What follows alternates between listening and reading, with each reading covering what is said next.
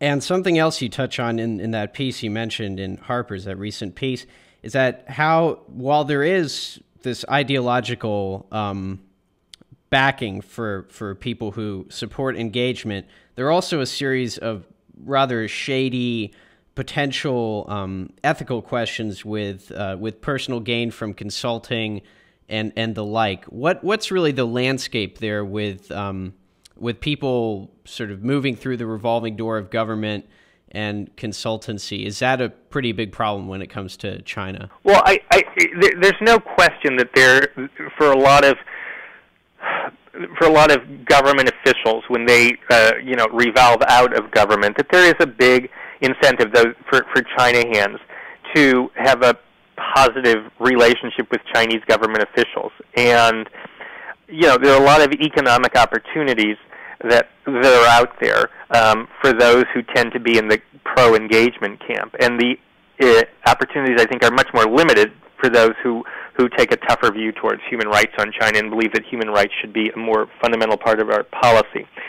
One of the things I look at, the key thing I look at in this story, are the role of these economic consultancies, which aren't very well known in Washington. I mean, people talk about lobbying organizations all the time, but there are a bunch of economic consultancies like the Scowcroft Group, like Stonebridge International, or a couple I mentioned in this piece, where basically they're not lobbyists, but they're door openers for primarily for Western and American companies that want to do business in a place like China. And the way they work is their very business model is focused on access to the leadership. So let's say you're a medium-sized or large American firm that wants to do business over there and needs help with government officials. Well, you go to a place like Stonebridge and you hire them and you pay them, and they make the contacts for you. They open the doors. Well, you're not going to be opening doors with the Chinese government if they don't like you. And if you're an outspoken critic on human rights, you tend not to win friends in the Chinese government. And so there's this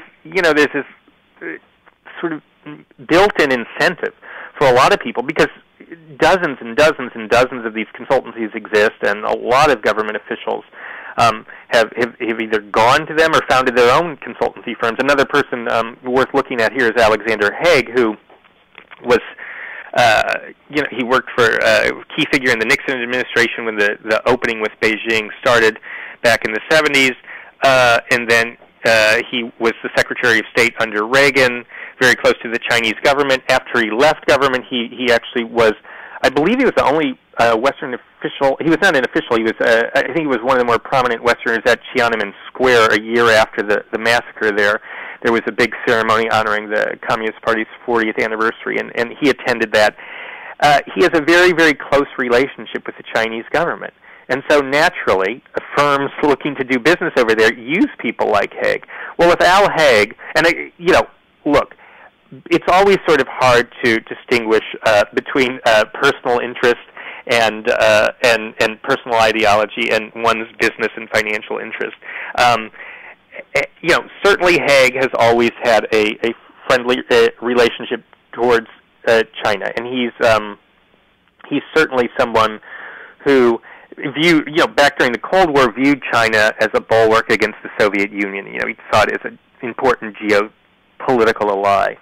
But he also has, direct and very, very important stake in maintaining a close relationship with the Chinese government. And so I think it's difficult for him. And he's a guy who periodically will be cited in the press.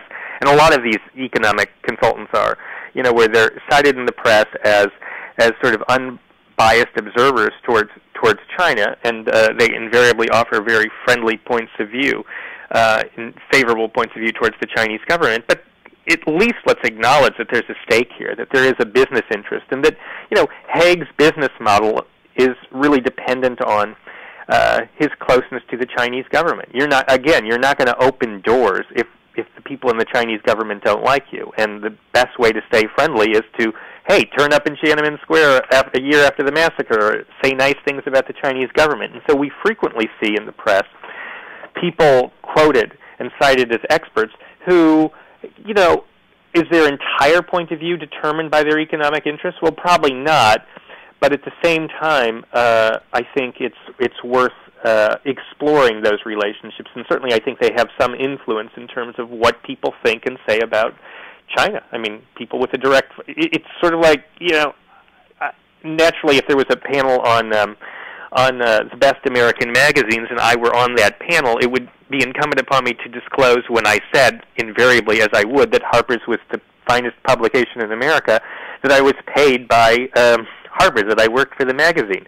I have a direct financial stake, and it's that clear with a lot of these so-called foreign policy experts who opine about China. It's rarely disclosed, but they typically, or many of them, have a very close relationship with the Chinese government, and they have a direct stake in maintaining a friendly relationship with officials there.